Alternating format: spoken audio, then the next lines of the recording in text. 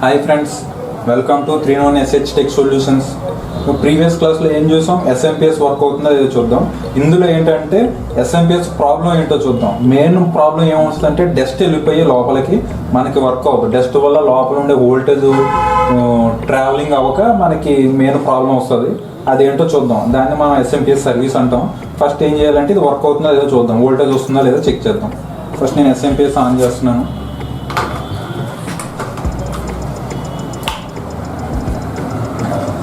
On చేశాను. First దీనికి ఇందాక చెప్పుకున్నాం కదా, 9th పిన్కి 14th పిన్కి వోల్టేజ్ వస్తుందో లేదో చూద్దాం ఒకసారి. ఫస్ట్ నేను ఏం చేస్తున్నా, బ్లాక్ ప్రోప్ని గ్రౌండ్కి ఇచ్చేసుకుంటున్నా. మనకి బ్లాక్ ప్రోప్ గ్రౌండ్ అంటే బ్లాక్ పిన్ ఏది ఉంటే దాంట్లో మనం పెట్టేసుకోండి గ్రౌండ్. ఓకే, రెడ్ ప్రోప్ ఇక్కడ చూడండి, నేను ఆల్రెడీ వోల్టేజ్ 20లో పెట్టుకున్నాను. మనకి వర్కింగ్ అయితే 9th pin 14th pin 5 volts చూపించాలి. చూపిస్తుందో లేదో చూద్దాం. మీకు ఆల్రెడీ ప్రీవియస్ వీడియోలో చూపించాను ఎలా కౌంట్ చేయాలన్నది.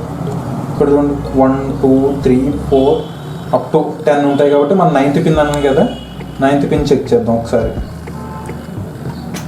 9th పిన్ పెట్టాను, వోల్టేజ్ చూపిస్తుందా? చూపించట్లేదు.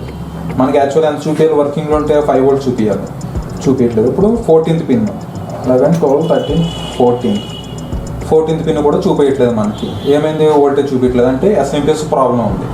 ఇంకోటి సేమ్ ఏంటంటే మనం ఇక్కడ ఏం చెప్పాను ఇందాక ప్రీవియస్ వీడియోలో, black pin green pin short చేస్తే ఫ్యాన్ రొటేట్ అవుతుంది అన్నాను. అది కూడా చెక్ చేద్దాం అవుతుందా లేదన్నది. బ్లాక్ గ్రీన్ షార్ట్ చేశాను, ఫ్యాన్ తిరుగుతుందా? తిరగట్లేదు. అంటే SMPS ప్రాబ్లం ఉంది, వర్క్ అవ్వట్లేదు. ఇప్పుడు ఈ ప్రాబ్లం ఏంటన్నా చూద్దాం. మెయిన్ థింగ్ ఇందులో ఏంటంటే డస్ట్ వెళ్ళిపోవడం వల్ల మన కాంపోనెంట్ పవర్ సప్లై అవ్వక ప్రాబ్లం వస్తుంది. అదేంటో చూద్దాం ఒకసారి. నేను ఓపెన్ చేస్తాను, చూడండి.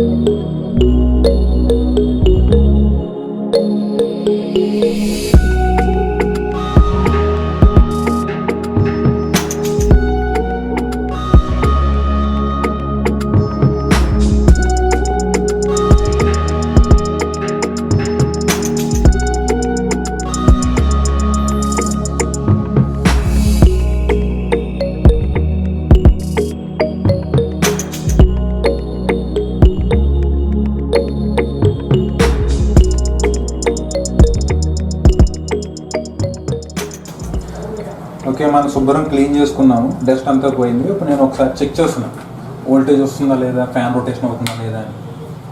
మనం ఏంటంటే క్లీన్ చేసుకున్నప్పుడు ఇన్ కేసు లోపల కాంపోనెంట్స్ ఏమైనా డ్యామేజ్ ఉంటే మీకు 240 వోల్టేజ్ వస్తుంది కాబట్టి షాక్ కొట్టే ఛాన్స్ ఉంటుంది. సో కేర్ఫుల్గా మీరు టచ్ చేయకుండా సైడ్ పట్టుకుని కొంచెం క్లీన్ చేసుకోండి.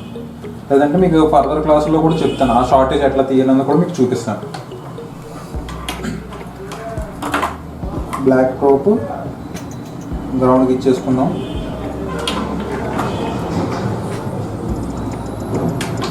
ఇప్పుడు రెడ్ ప్రోప్తో చెక్ చేద్దాం మనకి వోల్టేజ్ వస్తుందా లేదా అన్నది. 9th pin 14th pin voltage రావాలి మనకి.